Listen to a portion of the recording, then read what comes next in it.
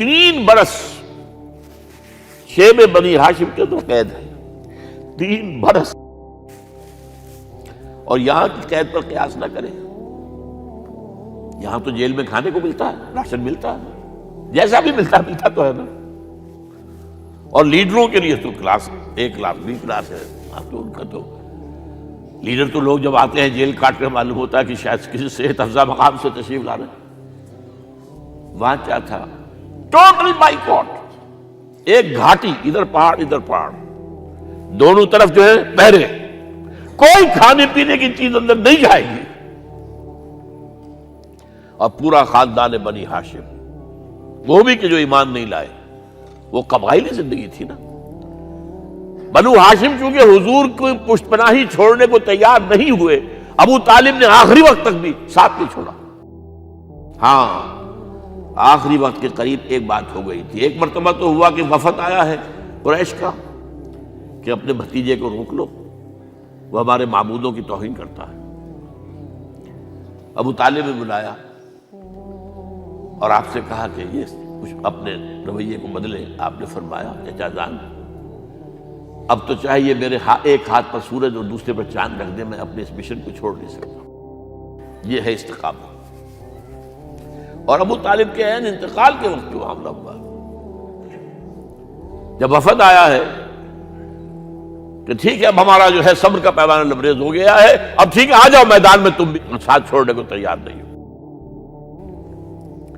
ابو طالب نے بلایا اس کو، بھتیجے مجھ پر اتنا بوجھ نہ ڈالو جو میں برداشت نہ کر سکوں۔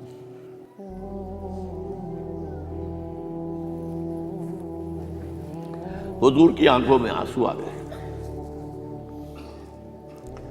چچا جان، اب تو یا یہ بات پوری ہوگی یا میں اپنے آپ کو ختم کر دوں، اسی میں ختم ہو جائے۔ بہرحال شیب بنی ہاشم میں 3 برس اس حال میں گزرے ہیں، ٹوٹل بائیکاٹ، کوئی کھانے پینے کی نہیں۔ کچھ لوگ تھے شریف النفس، مثلا حکیم بن حزام تھے رضی اللہ تعالیٰ، اور بعد میں ایمان لے آئے۔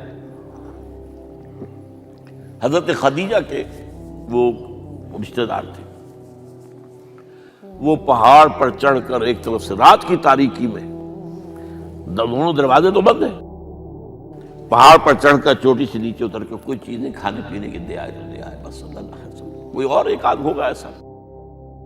یہاں تک نوبت آئی ہے کہ بنی ہاشم کے یہ پھول جیسے بچے معصوم بھوک سے بلبلا رہے ہیں، اور اس کے سوا کچھ نہیں ہے کہ سوکھے چمڑے ابال کر اس کا پانی ان کے حلق میں ٹپکا دیا جائے۔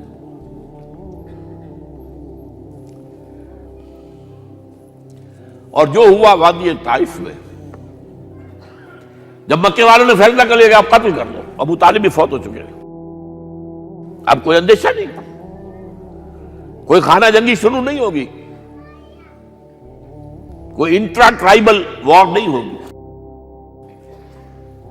تو آپ طائف گئے ہیں۔ شاید وہاں کے 3 سردار تھے بڑے، اور یہ طائف اصل میں قریشی کا سمجھیے کہ یہ ان کا گرمیوں کا یہ صحت افزا مقام تھا۔ یہ تمام جو سردار تھے مکے کے، ان کی جائیدادیں وہاں تھی، باغات تھے، اور وہاں کے بھی 3 سردار تھے، تو شاید ان میں سے کسی کو اللہ توفیق دے دے۔